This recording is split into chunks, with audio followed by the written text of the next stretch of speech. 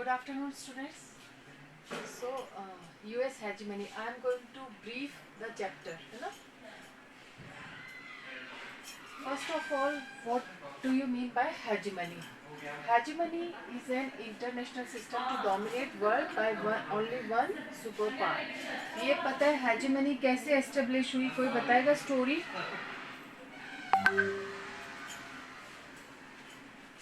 Hegemony.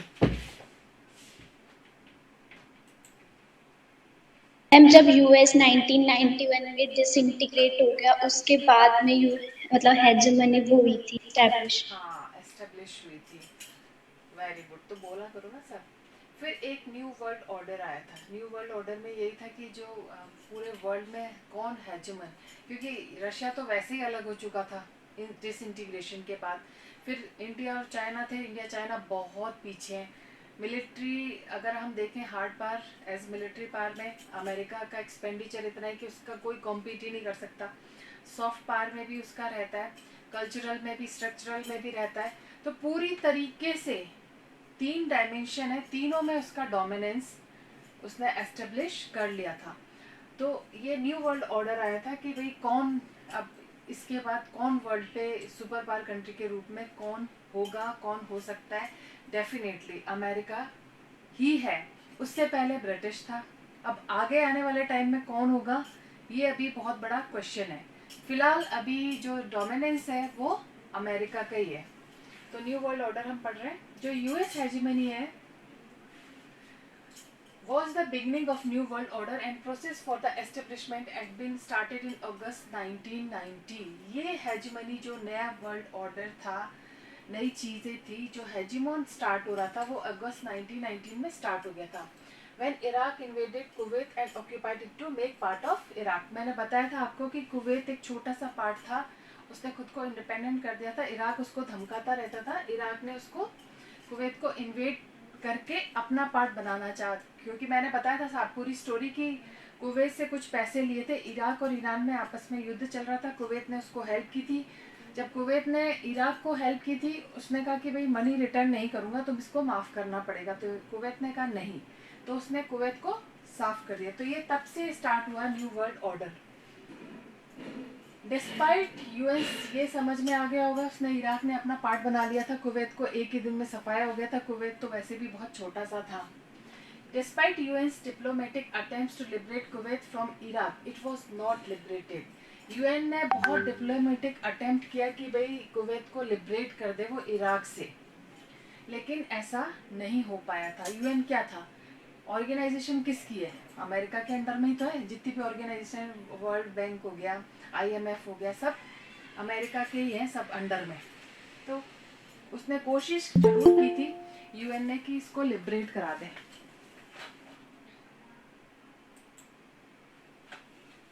लेकिन liberate नहीं हुआ था। Hence UN mandated liberation of Kuwait by force, a dramatic decision। फिर क्या किया था यूएन ने कुवैत को लिबरेट कराने के लिए, मतलब बाय फोर्स उसको लिबरेट कराया। ये भी एक बहुत ड्रामेटिक डिसीजन था जिसमें यूएस कहीं ना कहीं इन्वॉल्व था indirectly. A massive coalition force of 660,000 troops from 34 countries fought against Iraq and defeated under UN's Operation Desert Storm। मैं ये क्वेश्चन आंसर्स में भी क्लियर कर चुकी हूँ, ये काफ़ी इंपॉर्टेंट है। एक मैसिव कोलिशन बना जिसमें 34 कंट्रीज की मिलिट्री भी शामिल थी। उसमें 660,000 ट्रूप्स थे 34 कंट्रीज से। वो इराक में ऑपरेशन डेजर्ट, इराक में लड़े और इसको नाम दिया गया operation desert storm. But it was led by the US. इसके लीडर कौन था, यहाँ पे भी यूएस ही था, क्योंकि 75% जो कोलिशन फोर्सेस थी वो केवल यूएस से थी। तो यूएस इसमें मेन रोल में था। मेन जो ड्रामेटिक जो डिसीजन रहा वो यूएस का ही रहा, और मेन रोल किसका रहा, यूएस का ही रहा। This war is popularly known as the first gulf war, और इसी से यूएस हेजेमनी एस्टेब्लिश हो गई। वैसे तो यूएस हेजेमनी ही थी, लेकिन बिल्कुल पूरे वर्ल्ड में ग्लोबली ये एक्सेप्टेड हो गया, एडमिटेड हो गया कि भाई हेजेमोन कौन है, वो ही है। अब है क्लिंटन ईयर्स, ये सेकंड टॉपिक है। Despite winning the first Gulf War, George H.W. Bush lost the US presidential election of 1992. मतलब फर्स्ट गल्फ वॉर जीतने के बाद भी, इसका मतलब ये है कि ज़्यादातर लोग क्या चाहते हैं, शांति चाहते हैं, पीस चाहते हैं, वो नहीं चाहते। तो जो H.W. बुश थे, इतना सब विनिंग मतलब इतनी सब जीत, गल्फ वॉर जीतने के बाद भी उन्होंने प्रेसिडेंशियल इलेक्शन में सीट खो दी उस 1992 में। उसके बाद ये क्वेश्चन आ सकता है कि भाई क्यों, कौन से इलेक्शन में उन्होंने George H.W. Bush lost the seat, in which year? William Jefferson, bill Clinton का नाम आ सकता है, इसलिए इसको अंडरलाइन कर लो। विलियम जेफरसन बिल क्लिंटन जो कि डेमोक्रेटिक पार्टी के थे। कई बार पार्टी भी पूछ लिया जाता है कि बिल क्लिंटन कौन सी पार्टी से एसोसिएटेड थे, तो डेमोक्रेटिक पार्टी से थे। इन्होंने प्रेसिडेंशियल इलेक्शन जीते थे 2 टाइम्स, यानी उनका टेन्योर होता है, वहाँ के प्रेसिडेंट का टेन्योर होता है 4 इयर्स, यानी ये कितने साल तक रहे, 8 इयर्स तक रहे। और 2 बार से ज़्यादा रह नहीं सकते। अमेरिकन कॉन्स्टिट्यूशन में जो प्रेसिडेंट है वो 8 इयर्स से ज़्यादा नहीं रह सकता। तो इन्होंने दो बार इलेक्शन जीता। In foreign policy the Clinton government focus only soft issues. Foreign policy को नज़रअंदाज करके इन्होंने, क्लिंटन ने सिर्फ सॉफ्ट इश्यूज पे ही फोकस किया। सॉफ्ट इश्यूज में जैसे डेमोक्रेसी प्रमोशन हो गया, क्लाइमेट चेंज हो गया, वर्ल्ड ट्रेड हो गया, बजाय हार्ड पॉलिटिक्स के, मतलब मिलिट्री पावर को एनहेंस करने की जगह इन्होंने सॉफ्ट इश्यूज पे ज़्यादा फोकस किया। क्लिंटन की ये विशेषता है। उन्होंने फॉरेन पॉलिसी के रिगार्डिंग हार्ड पॉलिटिक्स, जैसे वो H.W. बुश तो उसमें रहे कि यहाँ इसको इन्वेड कर दो, इसको विन कर लो, उसको जीतो। इन्होंने सॉफ्ट इश्यूज पे ही ज़्यादा फोकस किया। मिलिट्री पावर एंड सिक्योरिटी पे इन्होंने इतना ज़्यादा फोकस नहीं किया। Another significant US military action during the Clinton year was in the response to the bombing of the US embassies in Nairobi. ये क्लिंटन बिल्कुल शांत थे, लेकिन जब जो दूसरा सिग्निफिकेंट यूएस मिलिट्री एक्शन का जो आया, भाई क्लिंटन ने तो बिल्कुल ध्यान नहीं दिया था, पर इसका फ़ायदा क्या उठाया, जो क्लिंटन ईयर्स में क्या हुआ था, यूएस एम्बेसीज, जो यूएस की एम्बेसीज हैं नैरोबी केन्या और दार एस सलाम में थी, तंजानिया में, वहाँ पे जो टेररिस्ट थे वो अटैक हो चुके थे। तो इसके रिस्पॉन्स ने क्लिंटन ने फिर एक्शन में आया। बाकी वो मिलिट्रली ऐसे नहीं, वो सॉफ्ट इश्यूज पे ज़्यादा फोकस कर रहा था, उसको था ही नहीं कि मिलिट्री पावर को एनहेंस करें या उसको इंक्रीज करें। तो in response of bombing in embassies, president Clinton ordered operation infinite reach. जब ये इस तरह की बॉम्बिंग हुई अमेरिकन एम्बेसीज पे, जो कि नैरोबी केन्या में थी, तो उसके रिस्पॉन्स में जो प्रेसिडेंट क्लिंटन थे उन्होंने ऑपरेशन इनफाइनाइट रीच का मतलब था कि जो टेररिस्ट थे उनको कहीं से भी असीमित आसमान के पार भी ढूंढ के निकालो और मारो। ये इन्होंने इसके रिस्पॉन्स में, क्योंकि ये तो बहुत बड़ा हेजिमोन तो था ही, तगड़ा दादा तो था ही, भले ही वो थोड़ी दिन के लिए अपने फॉरेन पॉलिसी से थोड़ा सा मिलिट्री पावर से उसने अपने आप को थोड़ा श्रिंक करके रखा था, बट फिर भी अगर कोई ज़बरदस्ती का कोशिश करेगा टांग अड़ाने की तो जवाब देना आता था। तो इन्होंने ऑपरेशन इनफाइनाइट रीच ऑर्डर कर दिया। अब ये ऑपरेशन इनफाइनाइट रीच क्या था, ये सीरीज थी क्रूज जो मिसाइल्स थी, वो अलकायदा टेररिस्ट टारगेट में अफगानिस्तान में जो अलकायदा के बेसिकली जो अलकायदा के लोग थे, टेररिस्ट थे, उन्होंने इनकी एम्बेसीज में बॉम्बिंग की थी। तो एक जो सीरीज ऑफ क्रूज मिसाइल थी, इन्होंने इसको ऑर्डर कर दिया था कि जहाँ भी मिले इनको, किसी भी, कोई लिमिट नहीं है। वैसे तो ये होता है कि वर्ल्ड इंटरनेशनल लॉ के अकॉर्डिंग कि आप किसी की बाउंड्री में विदाउट परमिशन आप एंटर नहीं कर सकते, चाहे युद्ध जैसी स्थिति हो या नहीं हो। बट अमेरिका कहाँ परवाह करता था, उसने कहा कि हिम्मत कैसे हुई किसी की इतने बड़े हेजिमोन को डिस्टर्ब करने की। तो उन्होंने ये ऑपरेशन कर दिया था और अफगानिस्तान सूडान में अपने उनको कह दिया था कि जहाँ पे मिले मार गिराओ। For this the US did not bother of any international law. उसने कोई परवाह नहीं की इंटरनेशनल लॉ क्या कहता है, इंटरनेशनल लॉ क्या है, इसके लिए वो बिल्कुल भी बोदर उसने नहीं किया।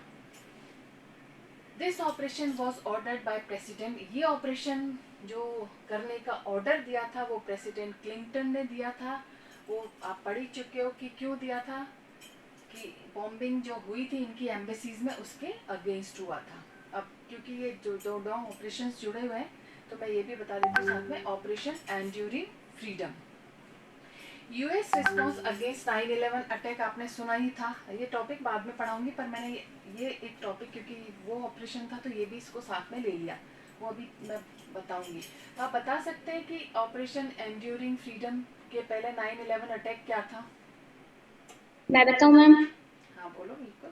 मैम 9/11 अटैक ये था कि जो सितंबर 11 को जो वर्ल्ड ट्रेड सेंटर पे जो टेररिस्ट ने अटैक करा था ना, मतलब वर्ल्ड ट्रेड सेंटर पर उन्होंने मतलब बहुत मतलब मिसाइल छोड़ दी थी। 4 मिसाइल्स का प्लान था, एरोप्लेन क्रैशेस का, सॉरी। हाँ, लेकिन एक फेल हो गया था और 3 हो गए थे, जिसमें से एक world trade. World trade centre में भी था, हाँ बिल्कुल सही कह रही हो, बिल्कुल वही स्टोरी थी, अभी वही मैं बताने वाली हूँ। तो ये जो ऑपरेशन एंड्यूरिंग फ्रीडम, ये जो टॉपिक्स है ना ये इम्पोर्टेंट है, इनको शॉर्ट टाइप क्वेश्चंस इस पे बनते हैं, लॉन्ग नहीं कह रही मैं, वेरी शॉर्ट या शॉर्ट में आ सकता है। तो ऑपरेशन एंड्यूरिंग फ्रीडम में ये था कि US response against 9/11 attack to arrest all those who were suspected to be behind the attack. 9/11 का जब अटैक हुआ था, अमेरिका के हाईजैकर्स ने जो एयरक्राफ्ट थे, कमर्शियल एयरक्राफ्ट थे, उनको हाईजैक करके क्रैश करवा दिया था। तो 3 जगह तो हुआ था, तो इसके अगेंस्ट ये ऑपरेशन एंड्यूरिंग फ्रीडम हुआ था। तो जो अटैक हुए थे उसमें जो भी सस्पेक्टेड थे, मेनली अलकायदा और तालिबान रेजिमी के थे, तो उनको ये अफगानिस्तान में उनको ये कहा था कि पकड़ पकड़ के मारो। The US arrested the person all over the world, often without the knowledge of government of the person being arrested, transported them and detained in secret prison। बिना किसी देश के, मतलब बोले कहीं भी मिले, अलकायदा जैसे अब आपको पता है अलकायदा का जो सरगना था ओसामा बिन लादेन कहाँ मारा गया था, आपको पता है क्या? पता है आप लोग को? ओसामा बिन लादेन जो अलकायदा का लीडर था, मेन जो लीडर था, पूरे विश्व ग्लोबल वर्ल्ड उससे परेशान था, वो कहाँ मारा गया था, आपको आइडिया है क्या कोई? नहीं मैम यूएस। ना, पाकिस्तान में, पाकिस्तान में घुस के उसको मार दिया गया था, बिल्कुल मतलब जबकि अलाउड नहीं, इंटरनेशनल लॉ अलाउड नहीं करता कि आप किसी की बाउंड्री में बिना परमिशन के घुसो। तो तालिबान रेजिमी और मैम किसने मारा था? यूएस ने मारा था? यूएस ही मार सकता था, और किसी की हिम्मत कहाँ है। आप जो अपने सर्जिकल स्ट्राइक हुआ था, आप क्या सोच रहे हो कि जैसे उनकी बाउंड्री में उनके जो कैंप्स को डिस्ट्रॉय किया था इंडिया ने, क्या वो ऐसे बिना परमिशन के कर दिया था क्या? मतलब जो अपने कमांडोज जो गए थे पाकिस्तान की बाउंड्री से अंदर, और उसमें उन्होंने वो टेररिस्ट कैंप को बिल्कुल डिस्ट्रॉय कर दिया था, तो आपको क्या लगता है कि मनमानी से मोदी ने अपने मर्जी से कर दिया था क्या? बताओ। लगता तो ऐसे ही है मैम। नहीं, हमारी कहाँ, किसी की भी कहाँ हिम्मत है, ये तो अमेरिका ही कर सकता है ऐसा। हमने पहले परमिशन ली थी अमेरिका से, अमेरिका को ये बता दिया था कि भाई हम, मतलब आप उस एवज में तो किसी की बाउंड्री से पार कर सकते हो जब आपको लगता है कि आपका देश सुरक्षित नहीं है, या आपके देश एंडेंजर्ड है, खतरे में। तो ये अमेरिका को और यूएन को इंफॉर्मेशन दे दी थी कि हम ऐसा करेंगे। फिर उनसे परमिशन लेने के बाद यहाँ पे प्रिपरेशन तो चली रही थी, तैयारियां, फिर उन्होंने ये सर्जिकल स्ट्राइक किया था। हालांकि इसको फिर भी क्रिटिसाइज किया, चाइना वाइना ये जो है उन्होंने क्रिटिसाइज किया था, लेकिन क्योंकि हम पहले से ही यूएन और अमेरिका से परमिशन ले चुके थे, इसलिए बहुत ज़्यादा कहते हैं ना जिसे विवाद नहीं हुआ, कंट्रोवर्सी नहीं हुई थी। तो पर अमेरिका कहाँ परवाह करता था किसी की, इराक में भी ऐसे ही घुस के इराक को सफाया कर दिया, और सद्दाम हुसैन को क्या कर फांसी लगा दी कि इराकी फ्रीडम के नाम पे कि लोग परेशान हैं। लेकिन पूरे विश्व में लोग क्या चाहते हैं, सिर्फ पीस, और कुछ नहीं चाहते। खैर आ जाओ अपने टॉपिक पे। तो यूएस क्या करता था, ऑल ओवर द वर्ल्ड बिना किसी कंट्री की गवर्नमेंट के परमिशन के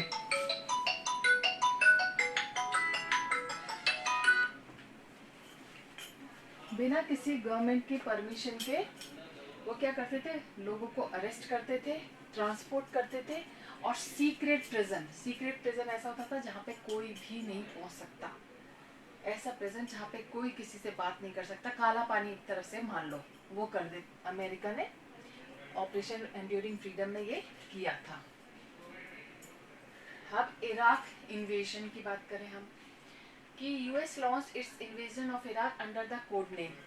इम्पॉर्टेंट है, कोड नेम पूछ लिया जाता है तो आप इसको याद रखना कि ईयर या कोड नेम कौन सा था।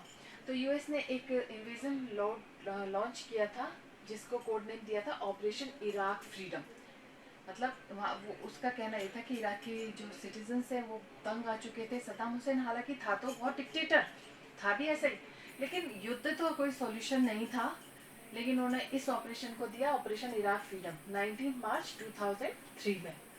US refuse to give mandate to the invasion, जबकि यूएन ने बिल्कुल मना कर दिया था कि ऐसा इन्वेजन नहीं होना चाहिए, उसने परवाह ही नहीं की अमेरिका ने। US should purpose of invasion that US should, थोड़ा गलत है, जो पर्पस था इन्वेजन का वो उन्होंने जो यूएस ने मतलब शो किया था was to prevent Iraq from developing weapon of mass destruction. थोड़ा सा इस लाइन में थोड़ा ग्रामेटिकल मिस्टेक है, इसको देख लेना। तो US should purpose of invasion की, जो इन्वेजन का पर्पस जो था, जो उसने शो किया था, शो ऑफ किया था, वो ये था कि वो ये मानता था कि जो इराक है वो WMD डेवलप कर रहा है, मतलब वेपन ऑफ मास डिस्ट्रक्शन ये डेवलप कर रहा है। जबकि WMD तो उसके पास भी था, अमेरिका के पास भी था, वो उसने क्या किया, वो भी तो यही कर रहा था। इराक का बेचारे की क्या गलती थी। खैर इराक मैं मान रही हूँ कि वहाँ पे सद्दाम हुसैन बहुत डिक्टेटर टाइप था, बहुत ही क्रूअल जिसे कह सकते हैं, वो इस तरह का था।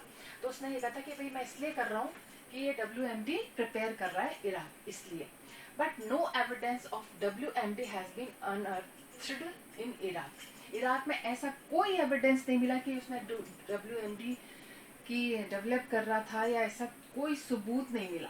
ये शक के बिना पे अमेरिका ने कहा था कि इसलिए इन्वेजन किया है। It is speculated that the invasion was motivated by other objects. ये स्पेक्यूलेट किया गया था, ये गैस लगाया गया था कि जो इन्वेजन का जो पर्पस था, मोटिव था, वो दूसरे ऑब्जेक्ट्स थे, उसमें दूसरी चीजें थी। सबसे इम्पोर्टेंट था controlling Iraq oil fields. Iraq के ऑयल फील्ड्स पे कंट्रोल चाहता था अमेरिका। बेसिकली इन्वेजन का वो रीजन था। Government of Saddam Hussain fail.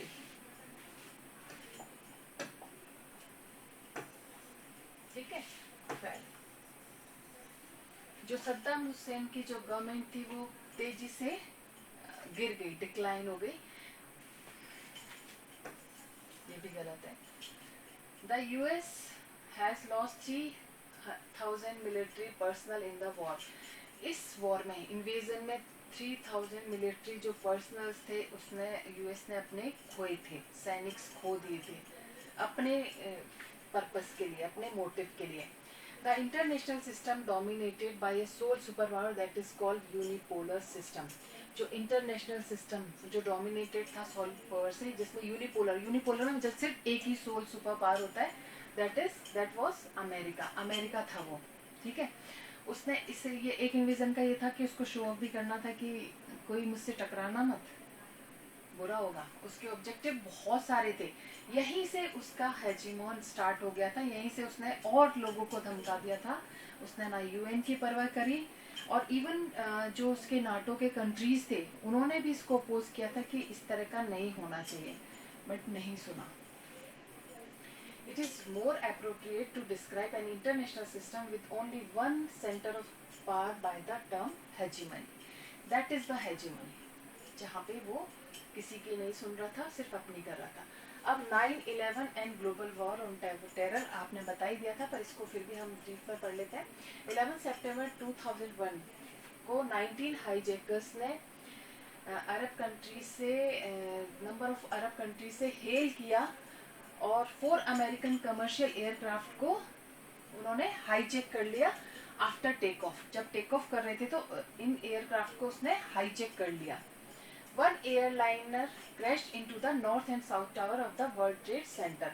एक एयरलाइनर जो क्रैश हुआ था वो नॉर्थ और south tower world trade centre में हुआ था, जो कि अमेरिकन का प्राइड था, ठीक है, पूरे ग्लोबली बहुत प्राइड माना जाता था और एक इकोनॉमिक हब था अमेरिकन का, न्यूयॉर्क में ये वर्ल्ड ट्रेड सेंटर। तो ये एक वहां पे अटैक करना, मतलब आप सोचो किसी के हार्ट पे ये अटैक करना, तो अमेरिका तो चिड़ना ही था। दूसरा था जो थर्ड क्रैश हुआ था वो पेंटागन बिल्डिंग में हुआ था एर्लिंगटन में, जो वर्जीनिया में, जो कि डिफेंस डिपार्टमेंट, ये डिफरेंस नहीं है, थोड़ा सा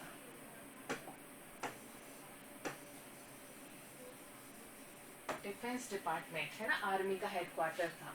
जो फोर्थ एयरक्राफ्ट था वो capital building of US Congress की पे गिरा था, लेकिन वहां पे ना गिर के ये पेनिसिल्वेनिया में क्रैश हो गया था, वहां किसी को नुकसान नहीं हुआ था। बेसिकली उनके टारगेट यही थे टेररिस्ट के, है ना। These attack come to be known as 9/11। इन्हीं अटैक्स को 9/11 की इंसिडेंट्स के नाम से जाना जाता है। नेक्स्ट था constant on America power, American power. ये टीना आपको समझना था बेसिकली, ठीक है, तो क्लियर अगर नहीं आए तो फिर भी पूछ लेना।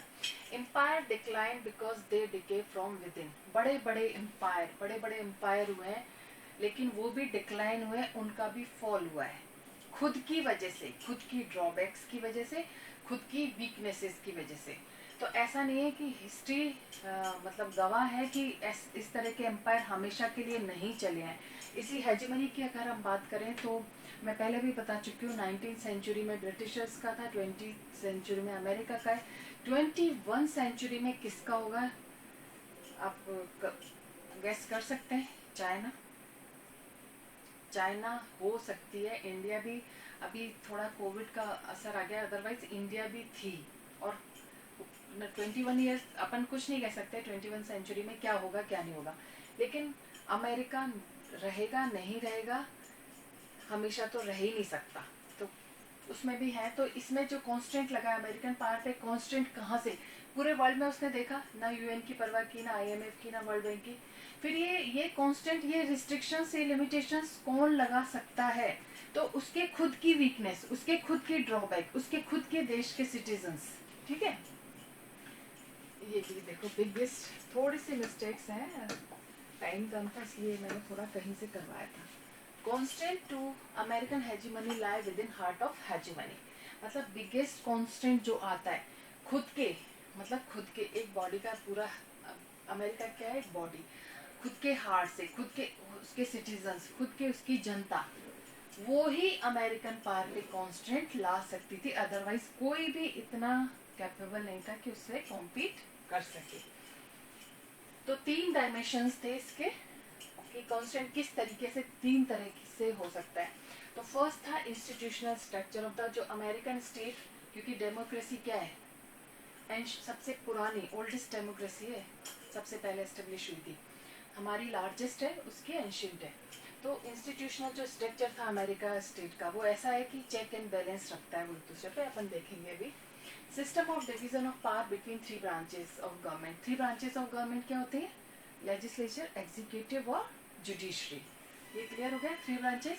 ये क्या करते हैं? एक दूसरे पे चेक एंड बैलेंस रखते हैं, ताकि कोई भी अपने अधिकार, जो अपने राइट्स हैं, उसको अनलिमिटेडली एक्सरसाइज ना करें। तो ये चेक बैलेंस रखते हैं। तो सबसे बड़ा तो इंस्टीट्यूशनल स्ट्रक्चर है, वो ही कांस्टेंट लगाता है, ठीक है, वहां से ही कांस्टेंट लग जाता है। Place significant breaks upon the unrestrained exercise of American military power by the executive branch. जो एग्जीक्यूटिव ब्रांच है, जो मिलिट्री पावर को अपनी मतलब मनमानी से कर सकता है, वहां पे रिस्ट्रिक्शंस कहाँ से लगता है? 2 अदर ब्रांचेस से। एग्जीक्यूटिव, जो ये एग्जीक्यूटिव प्रेसिडेंट में तो आते हैं, ये अपनी मनमानी नहीं कर सकते, इस पे चेक एंड बैलेंस दूसरे जो ब्रांचेस हैं वो रखती हैं। एक तो यहीं से कांस्टेंट आ गया, ठीक है। सेकेंड, ये भी थोड़ा सा स्पेलिंग मिस्टेक है, SC, स्केप्टिज्म, इसको वैसे तो स्केप्टिसिज्म, ये होता है doubt,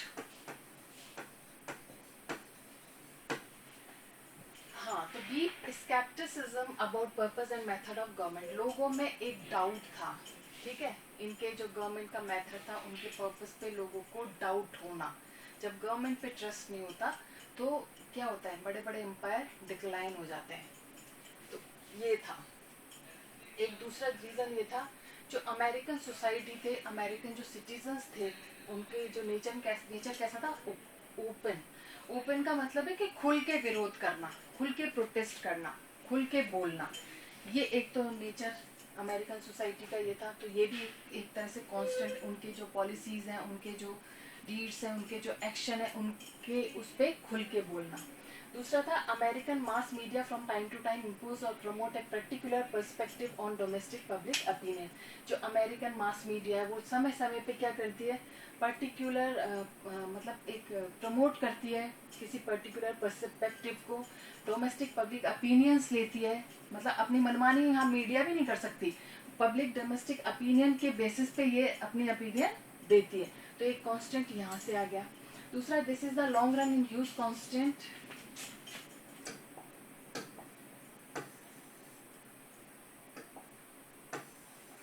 constant on US military action overseas.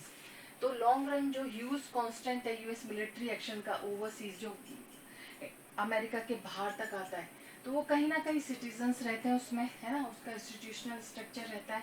और दूसरे वाले ओवरसीज में इसके जो अलाइंस थी, एली थे, 12 स्टेट्स जो एली थे, वो भी कहीं ना कहीं चेक रखते हैं कि भाई ऐसा कुछ गलत ना हो जाए। इराकी सद्दाम हुसैन से, इराकी जो सिटीजन्स थे सद्दाम हुसैन से परेशान थे, लेकिन वो ये तो नहीं चाहते थे कि युद्ध आए, कोई भी आए और सफाया करके चला जाए, ये नहीं चाहते थे। इवन नाटो कंट्रीज ने भी, जो नाटो जो भी बोलो, उन कंट्रीज ने भी अपोज किया था, वो भी फेवर में नहीं थे। इवन जगह जगह डेमोन्स्ट्रेशंस भी हुए थे, लेकिन खैर अमेरिका ने सुनी नहीं। पर ये कब तक, मिलिट्री पावर पे, मिलिट्री एक्शंस पे रिस्ट्रिक्शंस उसी के कंट्री से आएगा, मीडिया के थ्रू आ सकता है, स्ट्रक्चरल के थ्रू आ सकता है। फिर तीसरा जो डायमेंशन था, नॉर्थ अटलांटिक ट्रीटी ऑर्गेनाइजेशन, जो कि 1949 में फॉर्म हुई थी, 12 स्टेट्स इसके अलायंस में थे। तो it is the only organization in the international system that can moderate exercise of American power today. जो अमेरिकन पावर को मॉडरेट कर सकती है, चेक कर सकती है, ये ऑर्गेनाइजेशन के जो एलीज हैं ये चेक कर सकते हैं। मतलब अब आप मान लीजिए, आप भले ही उसके अलायंस हो, आप उसके एली हो, लेकिन गलत चीज़ें तो नहीं करने दे सकते ना ये लोग, बोल तो सकते ही हैं। आज उनको क्या ही और कर रहे हैं, तो फिर हो सकता है इन 12 कंट्रीज पे भी कुछ हो सके। तो एक ये था, US interested in keeping alliance of democracies that follow market economy alive. US alliance को तोड़ना नहीं चाहता। डेमोक्रेसी, एक तो डेमोक्रेसीज की वजह से सारे डेमोक्रेटिक कंट्रीज थे, और वो चाहता है कि, वो चाहता है, इनकी इसलिए सुनता है कि मार्केट इकोनॉमी इन कंट्रीज की सहायता से अलाइव रहे, है ना, 12 कंट्रीज की हेल्प से अलाइव रहे। It is possible that NATO will be able to check exercise of, तो ये बहुत पॉसिबल है कि यूएस हेजीमनी को जो चेक कर सकता है, वो इसके 12 जो कंट्रीज हैं, 12 जो स्टेट्स हैं, वो इसको, इस पे चेक एंड बैलेंस रख सकते हैं। तो चैप्टर मैंने बहुत इम्पोर्टेंट पार्ट्स ले लिए थे, hard power, structural power, soft power clear हो चुका है, लास्ट के 2 टॉपिक्स भी मैंने क्लियर कर दिए थे। अब कोई प्रॉब्लम तो नहीं है टीना? No ma'am.